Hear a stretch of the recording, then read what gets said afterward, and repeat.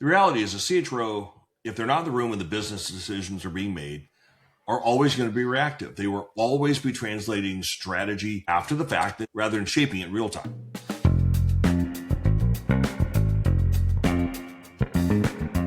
Hey there, senior leader, and welcome to the Talent Sherpa podcast, where senior leaders come to rethink how human capital really works. I'm your host, Jackson Lynch, and today I am joined by my co-host, Scott Morris. He's a former CHRO with a scar tissue to prove it, the alleged author of a motivational LinkedIn post that went viral in 2019, and the founder of Propulsion AI. So, Scott, here is an interesting question. You hire a CHRO, you give him a title, you give him the proverbial seat at the executive table, whatever the hell that means, and 2 years later, as a CEO, you're frustrated that HR isn't driving enterprise performance. But here's the uncomfortable part. You designed the role, you set the mandate, and the mandate said functional support. And it said process compliance, and it said stay in your lane. So what did you actually think was going to happen? You know, I've been on both sides of this one, Jackson. I'm excited that we're going to have this discussion today. I wish our audience had more CEOs in it because they need to hear this one too. I've been that CHRO who got hired into the role that said strategy, but meant operations. And honestly, I think in being self-critical, it took me longer to name what was happening than it should have. Before we dive into this one, though, I want to do a plug for your Ascent Academy. I think you're getting incredibly good, at least from what I can see. You're getting really, really, really good press on this. And you've got a new cohort that is kicking off in May. One of those new programs is for sitting CHROs, and you've got similar material focused on leaders that are one step away from the CHRO role. So both are likely to sell out quickly. I would encourage everybody listening to check out the agenda, the pricing, and the timelines. Go to mytalentsherpa.com. So, Scott, we have talked about this on the pod.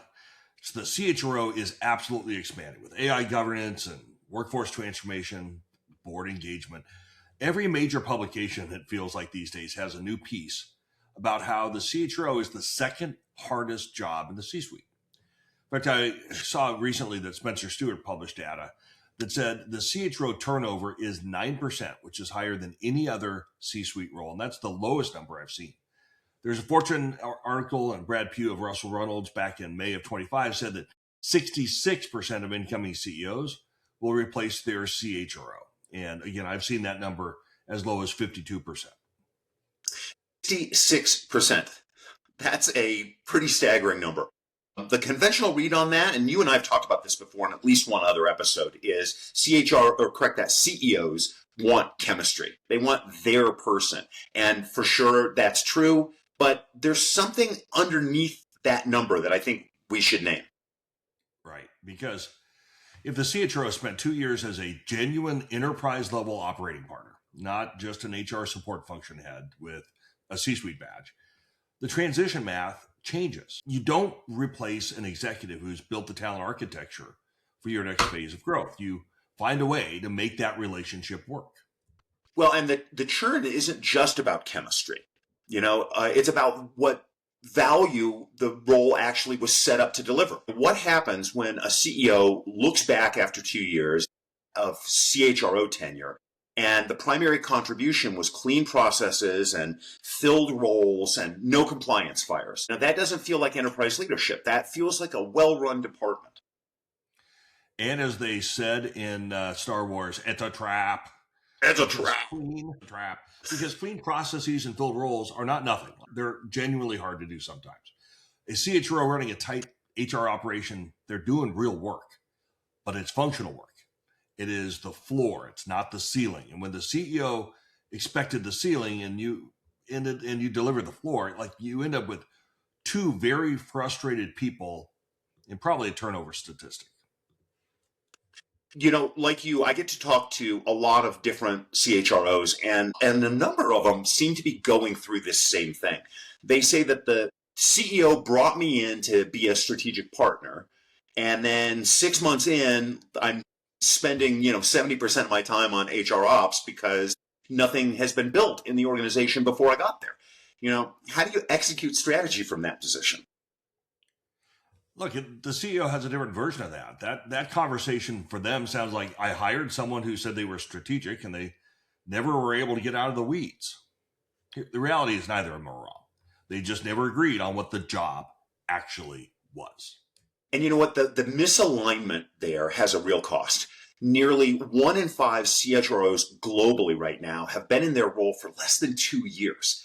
And if you think about what that means from a continuity standpoint, from a talent architecture standpoint, you're not building anything durable when your most senior people leader turns over every 18 months. And the fix isn't to recruit better. The fix is to define clarity before the offer letter.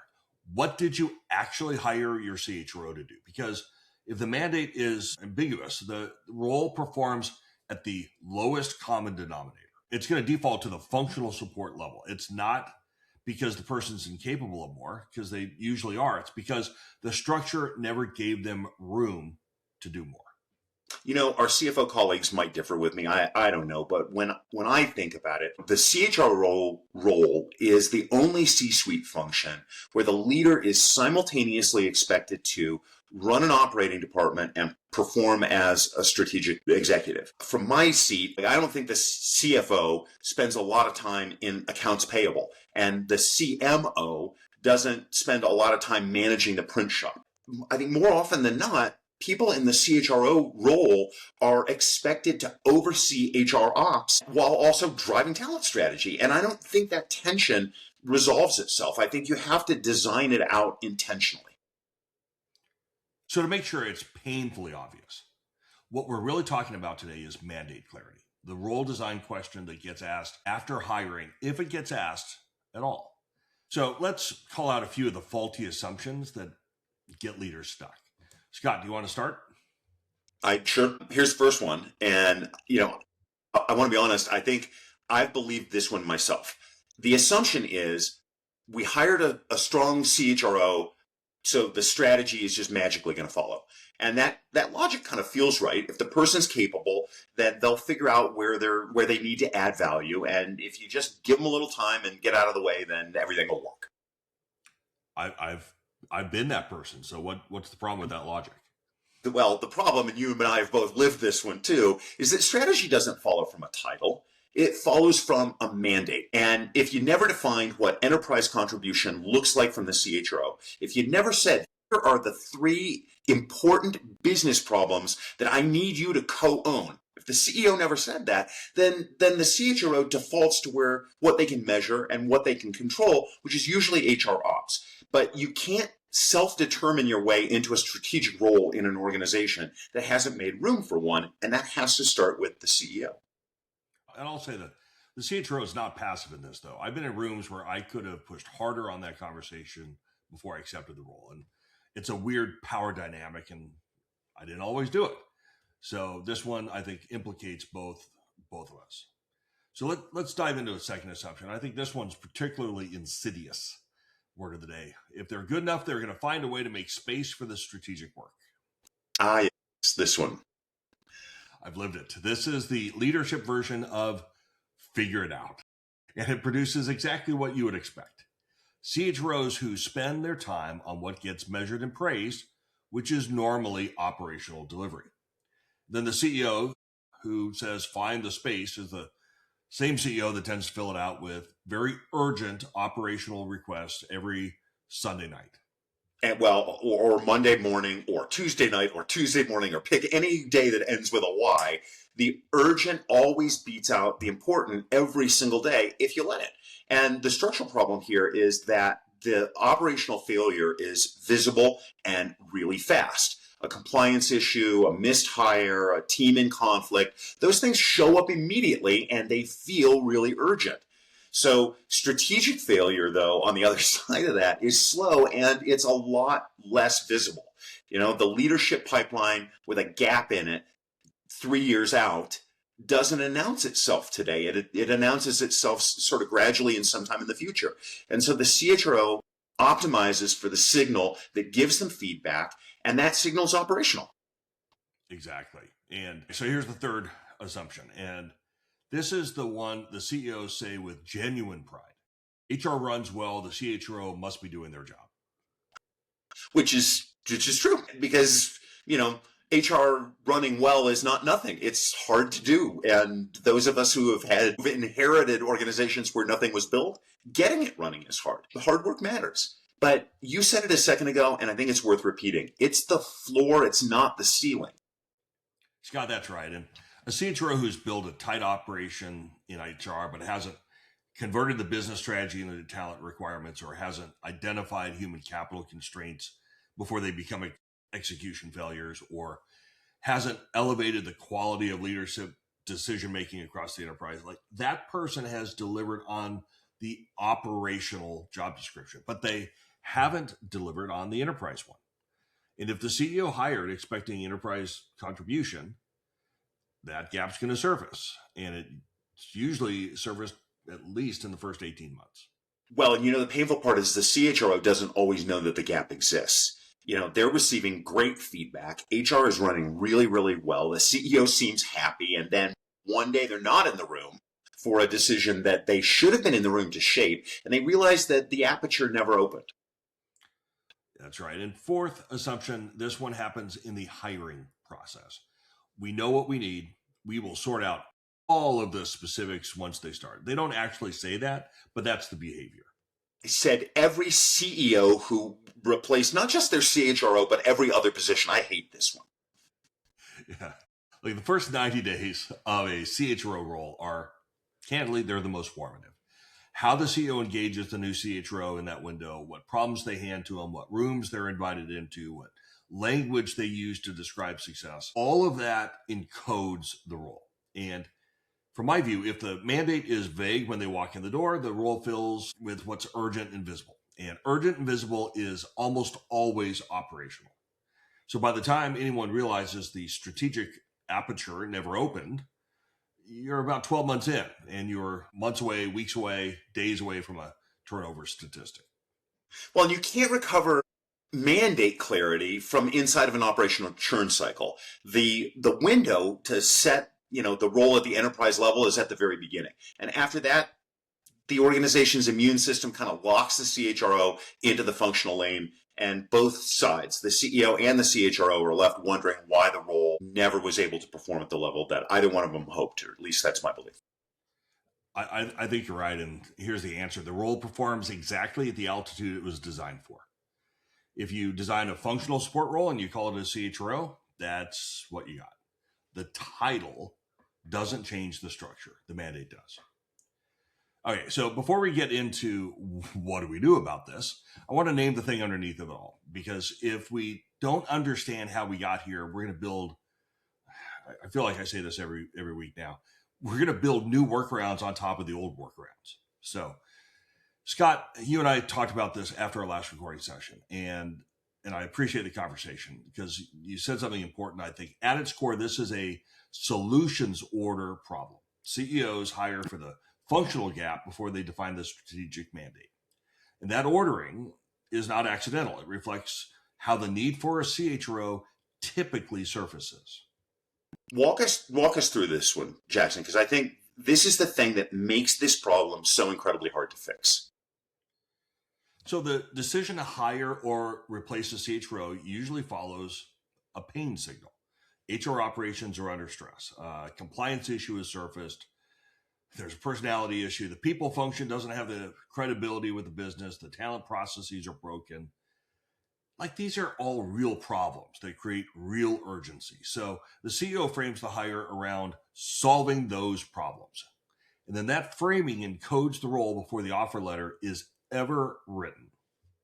And they never changed the language in the job description. The job description says strategic partner, but that pain that created the opening says fix our operations. And the CHRO who lands in that environment reads both signals. Yeah, and let's be honest, the search firm has probably written the job description. The CEO may not have done anything more than glance at it. So the operational signal is louder. And by the way, it has metrics. It has immediate visibility. It has stakeholders who are going to tell you when it's not working. The strategic mandate is softer. It's harder, but it's softer. It's longer cycle. It doesn't produce a dashboard, as easily. The CHRO then optimizes for the signal that produces feedback. And that signal is not strategic. It is operational. It is functional. And, I feel like when we talk about these things, I don't want anybody to interpret that we're like looking down our nose at anybody else, because I have most certainly been guilty of this one. I've walked into at least one CHRO role where the most visible thing that I could do in the first 90 days was to stabilize something. And it was because it was bad before I got there. But stabilizing felt like value. It made people appreciate things. It produced visibility, and it also consumed the time and the political capital that I needed to do the enterprise work. Big mistake. Yeah, and right there with you. Like, I am the reformed smoker of almost everything we talk about on the show. Because I remember getting into one, I think it was my second CHRO position, and they had a flood the zone strategy, and the talent acquisition was all a mess. So for the first 60 days, all I was doing was acting as a very well-paid recruiter. And thankfully, that CEO and I had a kind of recalibration once we got to the other side of it. But you lean into it because it feels like it's the right thing to do for the business, and you get some credibility. And candidly, I did. The organization rewards it. And if you don't have that other mandate conversation, you wake up 18 months later, having run an excellent HR program and not having changed the trajectory of the enterprise in the slightest.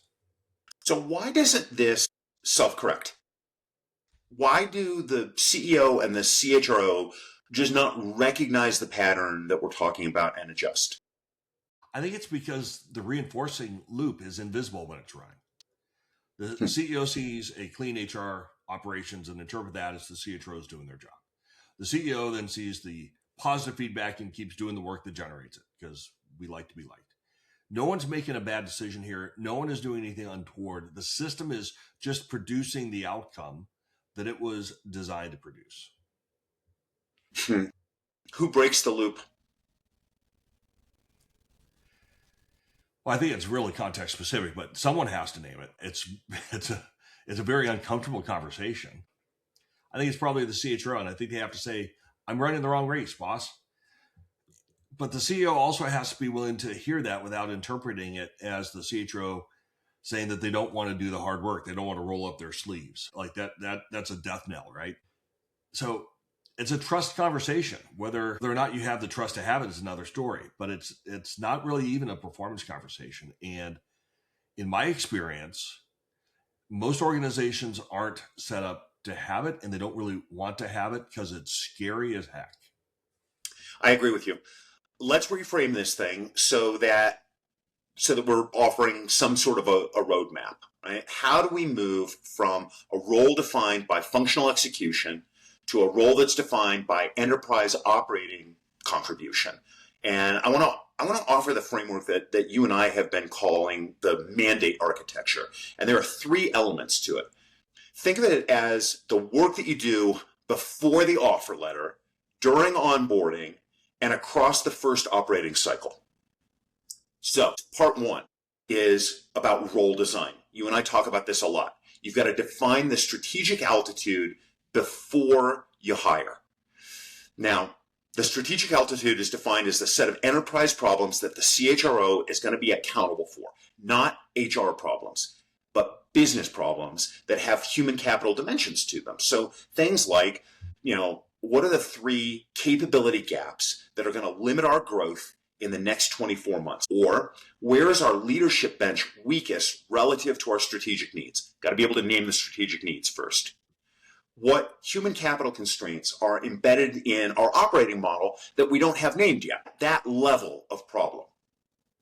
And I want everyone to notice that those are not questions that live in the HR function. Those are questions that live and are embedded into the business strategy, which means answering them requires a CHRO, as you just noted, who has access to the business strategy and understands it, not a CHRO who's just managing the function. Well, and you and I talk a lot about what you have to do before you take that CHRO role. And I think one thing you've got to do is have a very clear conversation with the CEO about what those problems are. And if the CEO keeps wanting to come back to HR problems rather than business level problems, that sends you a signal. The old version of this looks like a job description that says strong HR generalist background, experience leading large HR teams, track record of successful transformation, right? Which describes an excellent HR professional. The version that we're advocating for says something different. Here are 3 enterprise level problems that we expect the person in this role to co-own. Here's what success looks like in business outcomes terms. Here's the altitude we expect this role to operate at. That kind of clarity and that difference between one setup and the other, that changes who even applies for the job. Yeah, and I think it changes the onboarding. If you define the aperture before you hire, the first 90 days has a very different shape. The CHRO is not walking in trying to figure out what the job is. They are walking in knowing where to focus, and that's huge. It also means the operational demands don't capture all of the bandwidth. So here's number 2.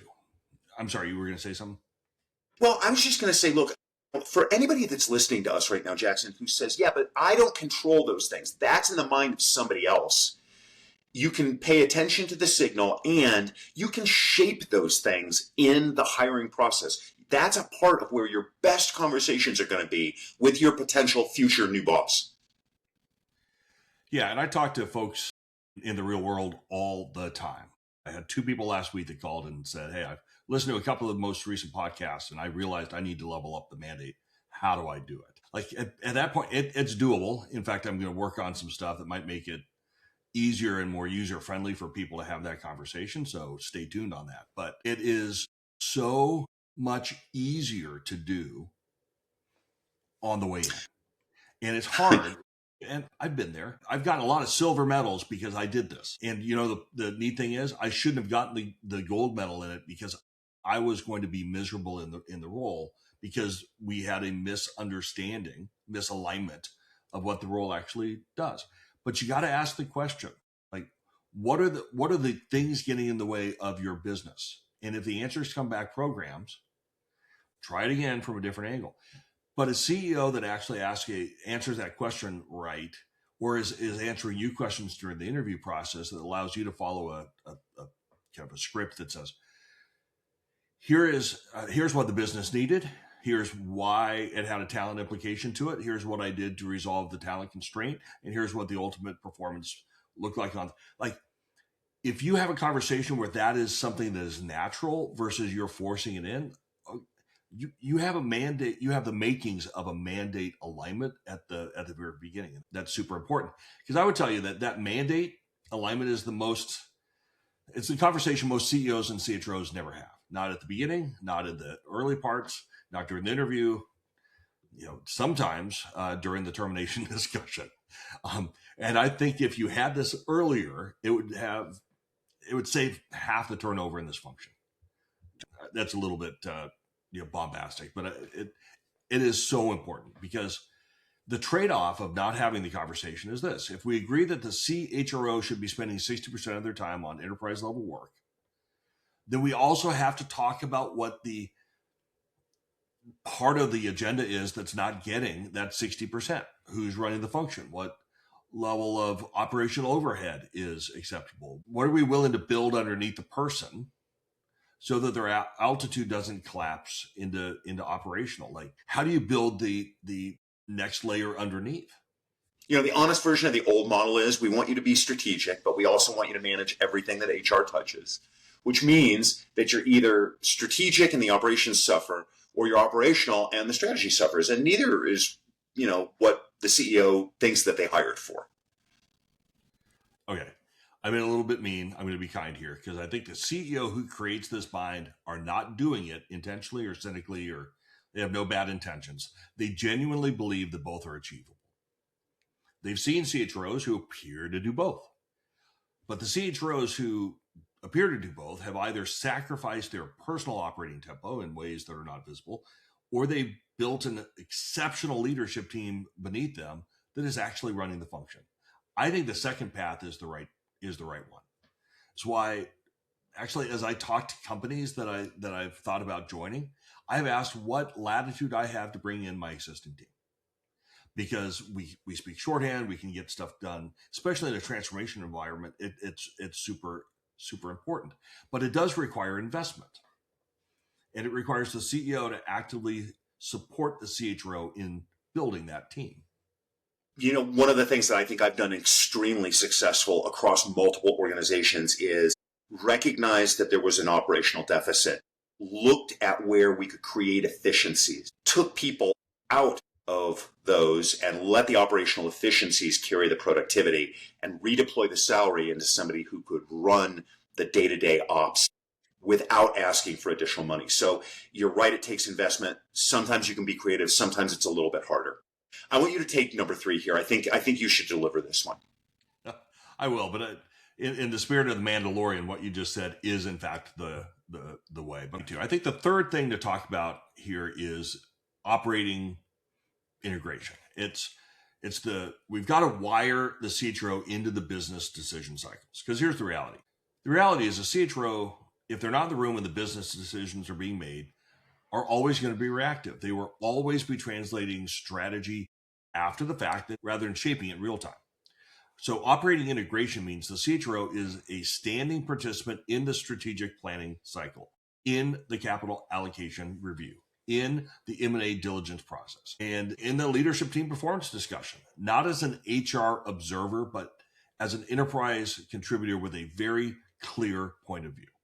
The signal that operating integration is not happening is a really specific one. It's where, you as a CHRO hear about a major business decision in the same meeting that everybody else does. That's kind of the tell. It's the indicator that the CHRO is in a support posture and not in an operating one. Yeah, exactly. And I've been there, and it sucks. Yeah. It usually makes me mad. Because, a CFO doesn't find out about the capital allocation decision after they announce it on the earnings call. The CHROs operating at enterprise altitude, they shape the workforce implications and the capability requirements and the leadership readiness into the decision before it's made, not after. Right. So I want to summarize the framework here, and we're going to break this down and turn it into a playbook. But, part 1, you've got to define the aperture before the hire, before you accept it or make it. Both ways, define that aperture first. Second is negotiate the trade-offs explicitly. What's operational, what's strategic, and then you've got to wire the role into the business decision cycle. All 3 of those have to be present. You can't define the aperture and then fail to give the CHRO access to decisions that would let them contribute. You can wire them into decisions and then drown them in operational management. That's certainly true, right? The architecture has to hold across all 3. Look, so the real question here is, are CEOs willing to redesign how they use the CHRO? Not just to upgrade who's in it, because the turnover number doesn't improve because you get a better person in it. It improves with a better role design. The root cause is farther upstream, and that is a completely different conversation entirely. Let's do playbook. Okay, here is how a CHRO and their CEO can start this week. Number 1, write down what you actually hired your CHRO to do. Not the job description. You may not have even seen that one. Not the job title. It doesn't matter. The 3 outcomes you expected this person to drive that would change the enterprise trajectory. Now, if you can't write them down without referencing HR processes, you have designed a functional support role. It's not bad. It's useful information. Number 2, get a mandate conversation with your CEO or your CHRO on the books, right? Depending on which side of the agenda you're on, obviously, right? But the agenda is one question. What percentage of my time as CHRO should be spent on enterprise level work versus functional management? And what infrastructure do we need to build in order to allow that to be possible? If you've never had that conversation, you have your answer about why the role hasn't performed to the altitude that you wanted it to perform. Yeah, and number 3 is what I ask all of my new clients to do, and that's audit the CHRO's meeting calendar for the last 30 days. What rooms were they in? What decisions were shaped in those rooms? And I ask them to look at things that have strategic, which is I'm going to change the work or how the work is done, managerial, or execution. Most of the times where we do that, 90% of the calendar is set up with things that don't change the work. If it looks like an operations review, the role is operating at a functional floor. So the calendar, I've said this numerous times, it's your calendar is your strategy. It is a proxy for altitude. And altitude, by the way, is a design choice, not a talent outcome. And the first step in any change is you have to admit you have a problem. So look at your calendar, figure out where you're spending your time, and that gives you a new baseline that you can move forward with. And you know what, Jackson, that one's no joke. For anybody who doesn't take you seriously about that, I track my calendar in 15-minute increments, and I do it so I can look back on it and do exactly what you're saying, make decisions, and understand what I'm spending time on. Let me push this on to number 4. Find a leader on your own team. You've got to identify one person who you think is ready to be more in the lead functionally. If you're a CHRO who is spending 60% of your time on operational delivery and you don't have someone who can absorb that responsibility, then building that person is one of the most strategic things that you can do. Enterprise altitude requires people being able to hold the floor below you. I think that's a really good one. And here's another. Define 3 enterprise problems that you intend to own in the next 12 months. Make sure they're not HR programs. They've got to be business problems with human capital implications, growth constraints, capability gaps, leadership bench risk, like something in that space. And then bring those problems to your CEO. Frame them in business language. And then ask them very explicitly, are these the right problems for me to be solving? And if you're the CEO, you should ask them to do that, because that conversation is the beginning of mandate clarity. Let me try and weave 2 of them together, that one and the calendar one, because the time is never going to feel right to do what Jackson just said to do. Schedule it. Book time on your calendar. Do it a week out so that you're planning for it, and then use that time well. Let me go to the 6th one, Jackson. If you're a CEO reading the CHRO replacement data and thinking about whether your current CHRO is strategic enough, then ask this question first. Did I give them a mandate? Did I give them the access? Did I give them the infrastructure that would allow them to operate strategically? Because if the answer is no, then you're not looking at a talent problem. You're looking at a role design problem. And as CEO, you are in charge of that one, right? You're in control of that one. And I think that's going to make you think twice about the same hire if you're now thinking, I have to replace my CHRO.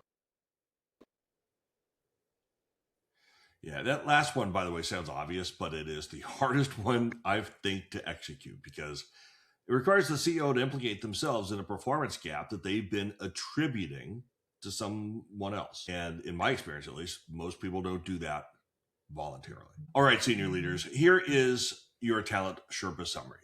Or as Scott always says, every CHRO has 2 jobs: fix the people problems and pretend the people problems aren't really that bad.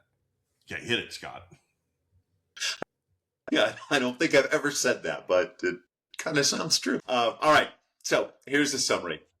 CHROs suffer from a role design problem.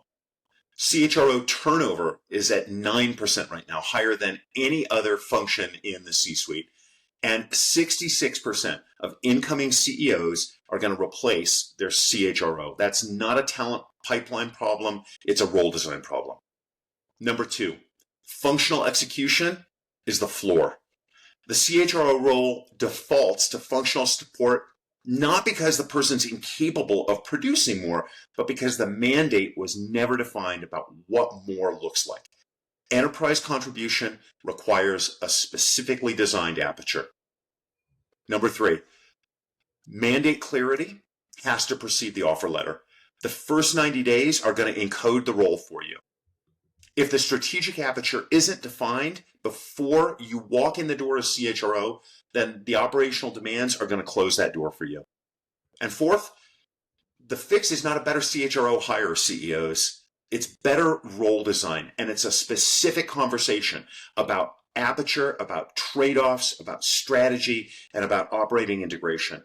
that has to happen in your own head and in conversation before the search begins. Yeah, my takeaway from this conversation is something I wish someone had said to me earlier in my career. The title doesn't define the role. The mandate defines the role. And if you're a CHRO who's been waiting for permission to operate at enterprise altitude, stop waiting. Write down the 3 enterprise problems that you intend to own and bring them to your CEO. That conversation is the one that changes the trajectory. Either you get alignment or you're going to get information, and both are useful. So thank you so much for tuning into the Talent Sherpa podcast. This is where senior leaders come to rethink how human capital really works. And I know I say this every week, but it is so much fun to do with y'all. I want to give a quick shout out to one of our favorite listeners. This is Daniel from Atlanta. Thank you for being a part of the Talent Sherpa community. And we thank everyone for listening, whether you're in Tromsø, in Norway, or in Harmony, Wisconsin. What a nice sounding city that is. It's so great to have you with us. If you enjoyed today's episode, do us a favor right now and subscribe, or hit the like button, or leave us a review on your favorite platform, whether that is Apple Podcasts or Spotify or YouTube. We're on all of those. It benefits the community. If you take just a second and write a quick review, it's how the algorithm functions and how it helps us spread the podcast to other senior leaders. It's free to you, it's helpful to us, and it could be helpful to somebody else. And if you're a CHRO wondering where to start your AI journey, please don't forget to check out Propulsion AI at getpropulsion.ai. They're building a team of AI teammates to help human capital leaders focus on what matters to the business. Hey, Scott, what are you helping with people again? Just a single word, Jackson: clarity. We utilize artificial intelligence to help build clarity at all levels of the organization. And don't forget, if you are an early stage CHRO, or if you're new to the CHRO role, Jackson has been helping people like you for a very long time through personal coaching, through the CHRO Ascent Academy that I mentioned at the top of the episode, and through his best-selling Substack. So head on over to mytalentsherpa.com. You can find all 3 of those and gain access to them. It's well worth it. Thanks, Scott. And thanks to everyone who's listening. So until next time, keep raising the bar, keep designing roles at the altitude you actually need, and keep on climbing.